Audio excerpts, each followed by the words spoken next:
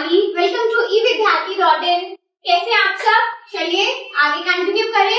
कैसा लग रहा है ये चैप्टर मुझे जरूर बताइए। और अभी तक तो वैसे हमने कुछ ज्यादा पार्ट नहीं कवर किया है, बट काफी सारी इंटरेस्टिंग चीजें आपकी लाइन में है। ठीक है, तो अब मैं एक छोटा सा टॉपिक आपके साथ डिस्कस करने वाली हूँ, which is about contact and the non contact forces. ठीक है, चलो स्टार्ट करने से पहले मैं आपको आपकी भाषा में कॉन्टैक्ट और नॉन कॉन्टैक्ट का एक बड़ा अच्छे से एग्जाम्पल देती हूँ।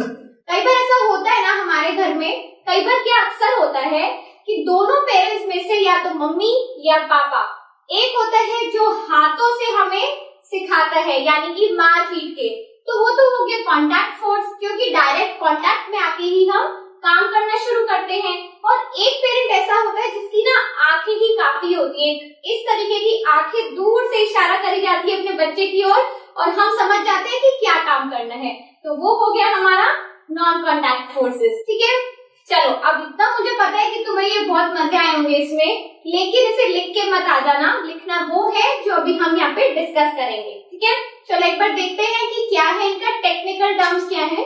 सो contact forces that are due to physical contact और टच बिटवीन टू ऑब्जेक्ट्स। तो बेसिकली कॉन्टैक्ट फोर्सेस वो रहती है जो किसी भी दो ऑब्जेक्ट के फिजिकल कॉन्टैक्ट साथ में जुड़ने की वजह से, टच करने की वजह से होती है। एक का प्रेशर दूसरे पे पड़ता है, इफेक्ट होता है, and then the force is being applied. तो कौन सी फोर्स वो कहलाई जाती है? That is called as the contact force. Now इसमें एग्जांपल हम क्या कर सकते हैं? अब वो हाथों वाले और लातों वाले एग्जांपल्स मत लेना, मनाओगे तो मुझे।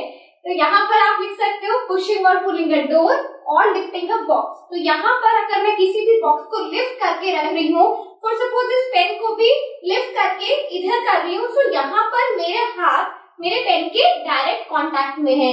इसी तरीके से वो जो पुश और पुल वाला हमारा कंफ्यूजन था ना, उसमें भी अगर हम किसी को आगे अंदर धकेलेंगे तो दैट मीन्स कि हम उस डोर के साथ डायरेक्ट कांटेक्ट में हैं। ठीक है, तो ये होते हैं हमारे कॉन्टैक्ट फोर्सेस के एग्जांपल्स। नाउ मूव करते हैं अपने नॉन कॉन्टैक्ट फोर्सेस में। अब नॉन कॉन्टैक्ट फोर्सेस में क्या रहेगा? Forces that act without having physical contact between two objects are called the non contact forces. तो यहाँ पर सिंपल है हमारे पास, इसका ही ऑपोजिट है। अगर फिजिकल कॉन्टैक्ट बीच में नहीं रहेगा और तब भी असर पड़ रहा है, जैसे कि हम पे भी कई बार पड़ता है, तो वो रहती है हमारी नॉन कॉन्टैक्टेड फोर्सेस। ठीक है, अब इसका जो यहाँ पर हमने एग्जाम्पल दिया है, that is force between magnets. Magnets के बीच में जो फोर्स रहती है उसे मैग्नेटिक फोर्स भी बोला जाता है। आप चाहे मैग्नेटिक फोर्सेस लिखिए, चाहे आप ऐसे भी लिख सकते हैं। तो ये आपने देखा होगा, बहुत छोटी छोटी सी वो होता है ना, वो जो टॉय कार्स होती हैं और इस तरीके के कुछ ऑब्जेक्ट्स होते हैं, हमारे टॉयज होते हैं, उसमें से बच्चे क्या करते हैं, उसका पूरा ऑपरेशन करके वो छोटे छोटे से मैग्नेट्स निकाल लेते हैं। और कभी भी आप अगर उन मैग्नेट्स को 2 मैग्नेट से 3 मैग्नेट्स आपके पास हो और आप उसे एक दूसरे के पास लेके जाओगे ना, तो एक जगह से ऐसा होगा कि वो आपस में खिंच रहे होंगे, अट्रैक्ट कर रहे होंगे, और अगर उनके सेम पोल्स उनके आसपास होंगे तो वो एक दूसरे से दूर जाएंगे। तो वो हमारे मैग्नेट के बीच की मैग्नेटिक फोर्सेस होती हैं। ठीक है, और वहां पर दो चीजों को एकदम कांटेक्ट में लाने की जरूरत नहीं है।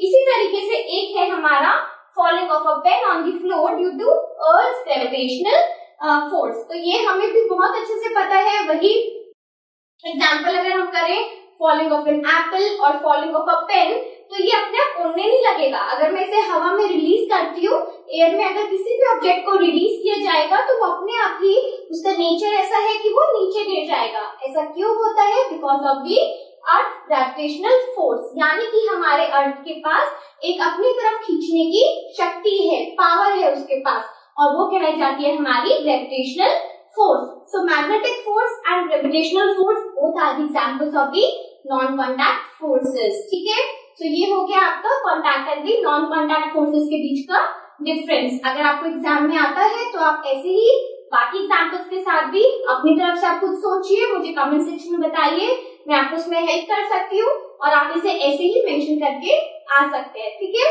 तो बने रहिए हमारे साथ। Up to then, bye.